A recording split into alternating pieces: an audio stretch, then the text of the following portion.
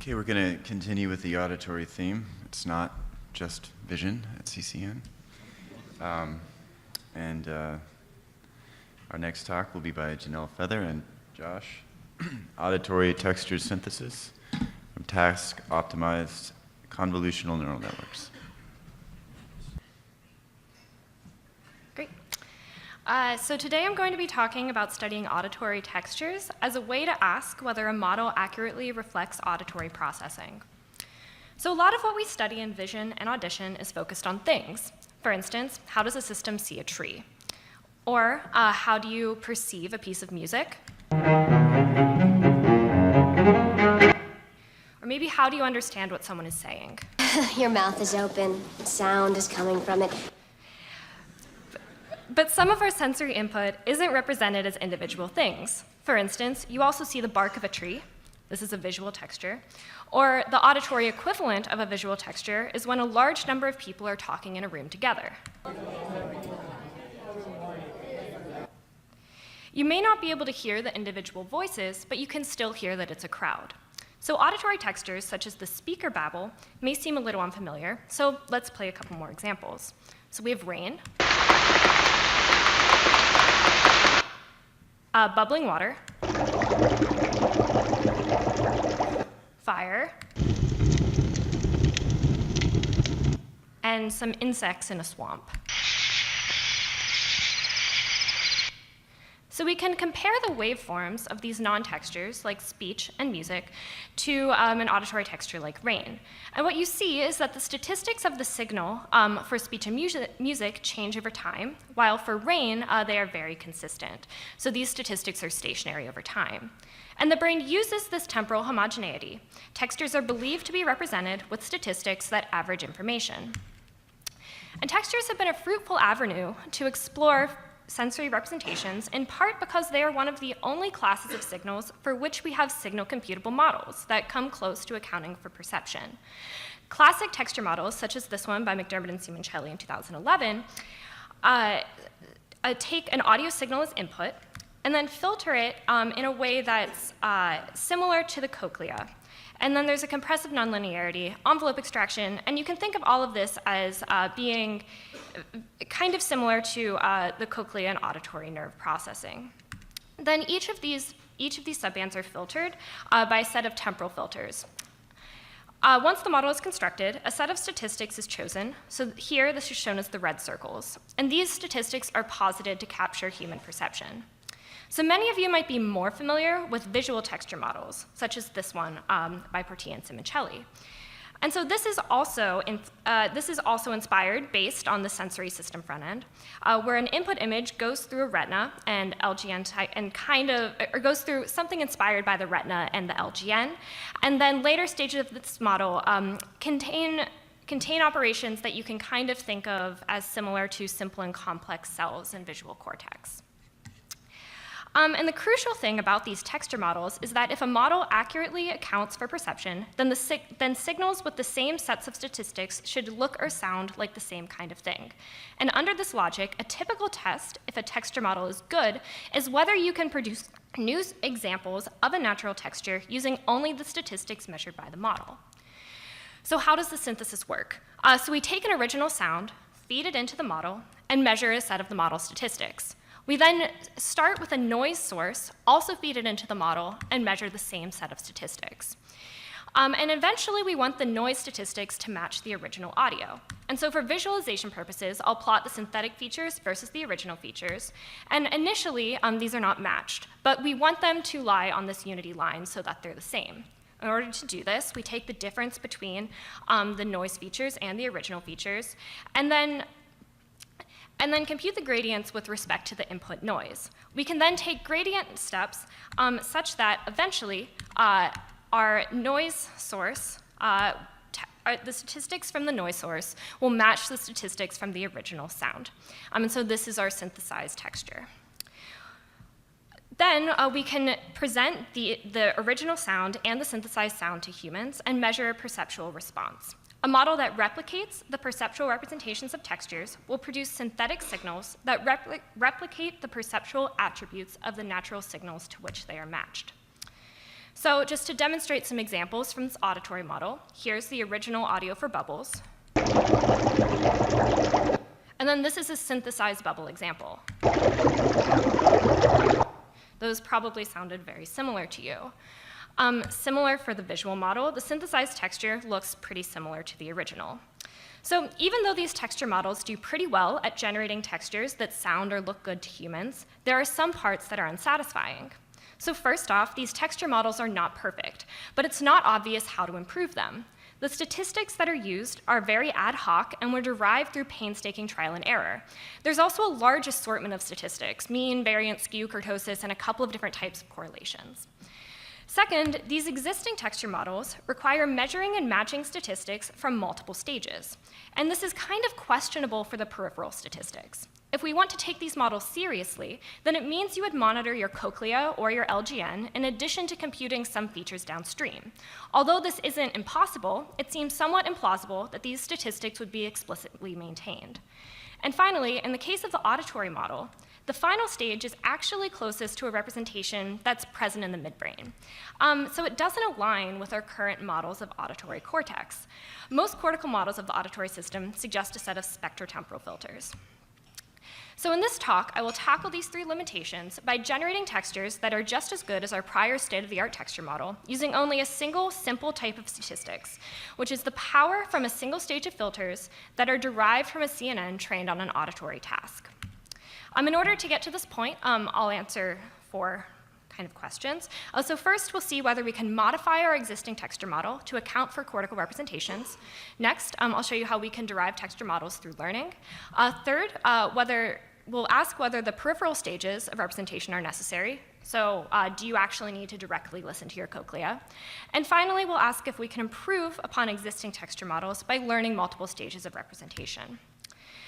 So what exactly would we include in the model if we want to try and capture the primary auditory cortex responses? So here I'm plotting the responses for some A1 neurons. You can see from their receptive fields that they respond to a specific sweep in time and frequency. And because these types of responses are common, models have been proposed which are based on a set of filters with particular spectral and temporal modulation rates. So we will extend the prior texture model to include these types of filters. So the first stage of our new model is the peripheral auditory model that we talked about before. Then these envelopes are stacked from low frequency to high frequency into a cochleogram representation, which Josh probably mentioned in the talk prior. Typically, the models of the auditory system rely on this as a plausible input to early auditory cortex. From this stage, a set of spectrotemporal filters are then convolved with the cochleogram, and a simple texture statistic, which is the power from each spectrotemporal filter for each frequency band, is computed. And here, we're also including the cochlear statistics that were included in the classical model. So what do these generated textures sound like? To ask this question, we conducted a recognition experiment on Amazon Mechanical Turk. So subjects were presented with an audio segment, and then they had to choose from a list of 6 possible options. And so here you would say that you heard bubbling water. And now I will plot the average percent correct for the full texture set that we used, which consisted of 168 sounds. The sound that you just heard was the original audio, where percent correct recognition is high. So now I'll play the McDermott-Simoncelli sound again. And on average, subjects do a pretty good job at recognizing these sounds, which is a replication from the 2011 study. Finally, I'll play an example from our new model. It still sounds pretty good. It sounds like bubbling water. And on average, the recognition is about the same as the prior model. It's maybe slightly worse, but it's kind of good enough. And so we asked subjects to rate the realism of the sound as well. And this way, we could measure how natural the textures were. And so I'll be plotting the realism rating for all of these models as well. And these results have the same trend as the recognition experiment.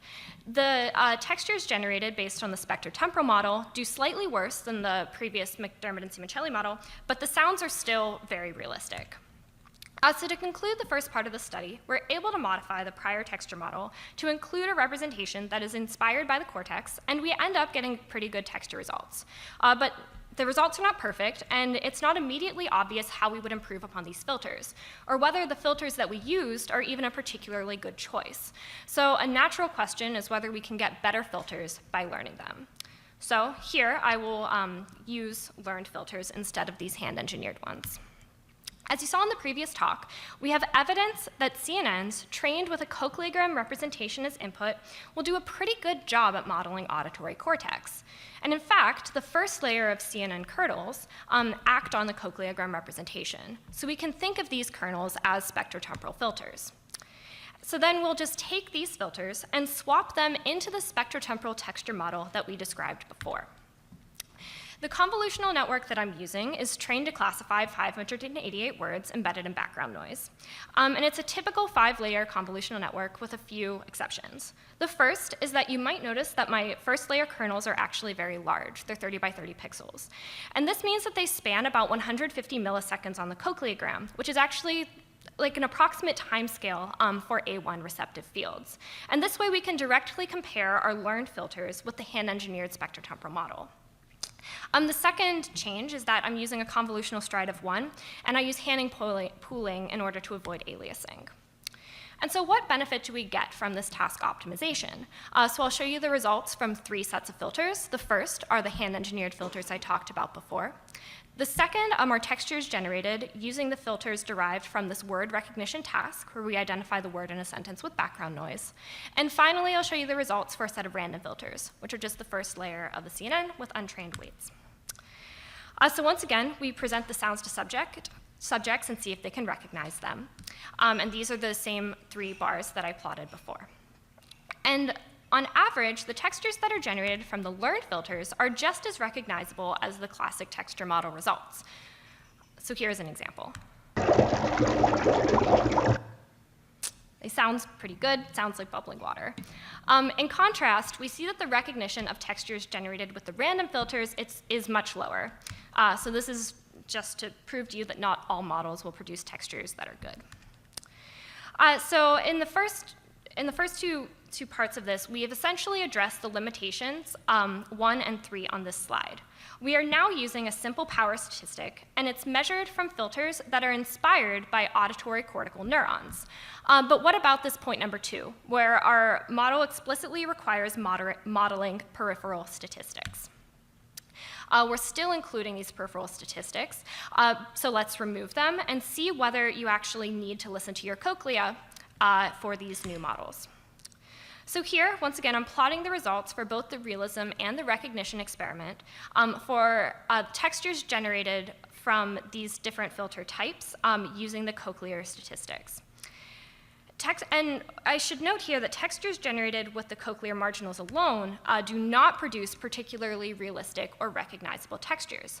But we know from prior work that they are necessary to produce textures with the classic model. So the spectrotemporal model textures actually become less realistic and less recognizable when we remove the cochlear statistics. So I'll play an example. So maybe that still kind of sounds like bubbling water, but something doesn't seem quite right. And in contrast, textures that are generated from the learned filters are just as recognizable and realistic as when we include the cochlear statistics as when we remove them. So these filters are maintaining the relevant peripheral statistics. And just to prove to you that that's true, I will play an example.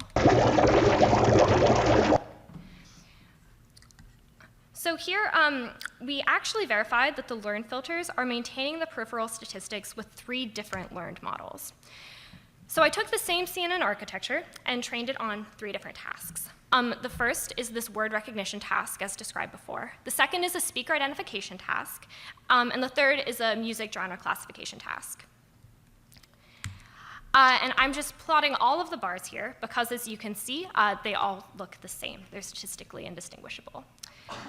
So all of the types of learned filters generate textures that implicitly include the peripheral statistics. So we haven't actually done better, though, when we learn filters. These are doing just as well as our prior texture model. But there is still a gap between our synthetic textures and examples of the natural sound, shown in the gray bar, which is the original. So is there a way that we can kind of fill in this gap? So a natural question is, Well, maybe we can improve upon existing texture models by actually using multiple stages of representation. And if you're familiar with the visual texture literature, you've probably been thinking of this paper from the Bethke lab in 2015. And so here, when they match features on deeper layers of the network, you see that the visual texture quality improves. And so maybe we can do this exact same thing with our auditory models. So here, once again, I'm going to be showing examples from our realism experiment, which measures the naturalness of a sound. And these results I'm plotting the realism rating for textures generated from just the power of the first layer filters in the network. So now I'll add in the power measured from the next two convolutional layers. And what you see is we get no improvement. So this is a little bit weird to us and somewhat surprising. So why exactly is this happening? Well, we are still actively exploring this, but the first reason might be our filter size. So our filters are very large, and actually some current visual texture results suggest that you can produce good visual textures with a single layer of filters as long as the filters are large enough. And the second is that the tasks we are using might not be ideal for capturing the statistics that are necessary for texture perception.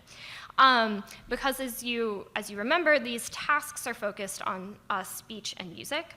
And so we're currently exploring this possibility by training networks on different tasks. And so to conclude, our task-optimized filters yield a texture model which is just as good as our previous ad hoc texture models. We only use statistics from a single stage of representation with these new models, and so you no longer have to listen to your cochlea. And one possibility is that learning the filters actually forces them to incorporate peripheral information that matters for a task. And this is peripheral information that also matters for perception. Finally, a single type of simple statistic, which is the power, is sufficient. And so far, we see no additional benefit from additional stages of the model. But maybe, once again, this is just because our tasks are too specific to speech or music, so we're actively working on this. And all of these together suggest that texture perception could actually be supported by a single cortical representation. I guess thanks to Josh and the rest of the lab for all of this, for help with all of this work, and also to the funding sources. And I'll leave all of you with a lot of cochleograms of synthetic textures. And there's a link at the top of the site if you haven't heard enough of them so far. Thanks.